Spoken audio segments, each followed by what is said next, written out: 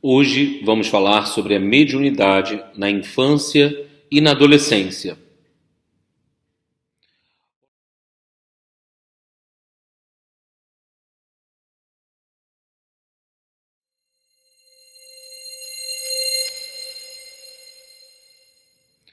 Olá pessoal, meu nome é Felipe Brasil, eu sou o dirigente do Templo Espiritualista Aruanda, casa de Umbanda localizada em Maricá, no Rio de Janeiro.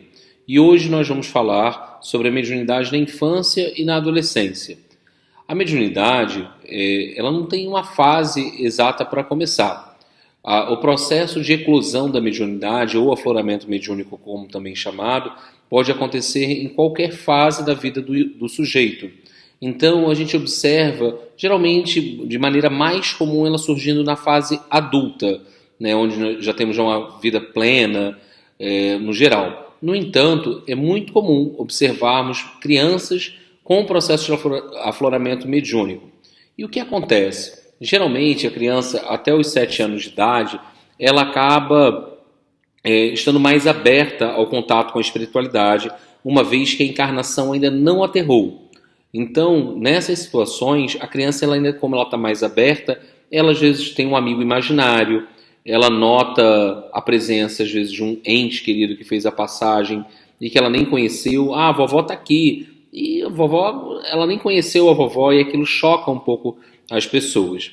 E é muito comum, nessa fase, devido à mediunidade, às vezes, a família não saber lidar com a mediunidade, a família acaba recorrendo a algum terreiro para fechar aquela mediunidade, trancar aquela mediunidade, postergar. E eu fico refletindo se esse é o melhor caminho de dar uma arrefecida na mediunidade. Por quê? Porque se a espiritualidade é sábia, se aquele afloramento está acontecendo naquela fase da vida, tem uma razão de ser. A mediunidade, quando surge na nossa jornada, ela é um convite para a transformação em algum aspecto, em alguma esfera. Como assim? Se aquela criança ela está com um processo de afloramento, com certeza há um convite àqueles pais, que são os tutores daquele espírito reencarnado, independente da idade, é um convite a eles a buscarem algo, algum auxílio, algum apoio. Sabe, quando a criança está passando mal, tem uma febre, já deu alguma coisa, depois vai ao médico. E a mesma coisa quando surge a mediunidade, aqueles pais vão buscar ajuda. E é claro que às vezes esses pais têm um outro credo, às vezes nem acreditam em si na espiritualidade, e isso acaba sendo um ponto difícil para aquela família. E aquela criança, ela acaba sendo um para-raio dentro daquela casa. Por quê? Como uma mediunidade mais ostensiva e aflorada, muitas vezes um processo de olho grande, como é chamado, quebranto, é muito comum. Então é importante você ter a prática da oração na sua casa, levar aquela criança para tomar um passe, manter um tratamento espiritual. E a gente não consegue tratar a criança de uma forma isolada.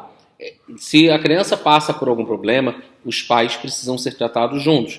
É que nem na terapia de crianças, na psicologia, em momentos os pais têm que estarem presentes, a mesma coisa a criança, porque ela consegue ler energeticamente o ambiente e ter algumas sensações, muitas vezes, daquilo que está se passando no lar. Por mais que a criança não observe uma briga, um desentendimento entre os pais, mas ela acaba se tornando suscetível nesse processo na mediunidade infantil. E vamos pensar, tanto agora na fase da pré-adolescência, né, a primeira infância ela é dividida dos 0 aos 7 anos, a partir dos 7 anos até mais ou menos 10, 11, isso vai depender de alguns autores. A gente já tem a segunda infância, a pré-adolescência ali como um marco, nessa fase dos 10, 11 até os 13 anos, e aos 13 anos é o marco da adolescência. Eu divido com vocês a minha experiência pessoal, que eu comecei o meu desenvolvimento aos 12 anos de idade, e eu sempre falo que foi uma das melhores coisas que aconteceu na minha vida, apesar de todos os desafios que isso trouxe. Eu não me imaginava médium de incorporação, e eis que eu comecei a sentir as vibrações dos guias. Quais são os desafios na adolescência? Quanto uma pessoa que passou por isso. Para mim não era pesado abrir mão, fazer os resguardos, deixar de sair, até mesmo porque eu não tinha condições na época de ter esse aproveitamento todo. No entanto, o centro ocupava um espaço primordial na minha vida. Eu sempre digo que hoje, se eu sou uma pessoa um pouco melhor, e meus valores, eu trago alguns valores morais fortalecidos, foi por conta desse contato com a espiritualidade, de descobrir a literatura desde muito cedo. Aos 13 anos eu entrei em contato com uma primeira obra literária espírita, e aquilo abriu as portas, eu me tornei um devorador de livros, e tudo que o terreiro pode ensinar de bom pode ajudar no crescimento daquele indivíduo a se tornar um adulto saudável. Então, a literatura muito me ajudou, o contato com os guias, a vivência, o respeito à espiritualidade, tudo isso me ajudou. É extremamente saudável o desenvolvimento da mediunidade.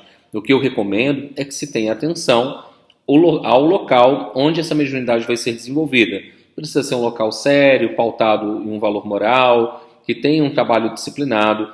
Eu não recomendo o uso de fumo ou de bebida alcoólica por parte de crianças ou adolescentes, porque isso incorre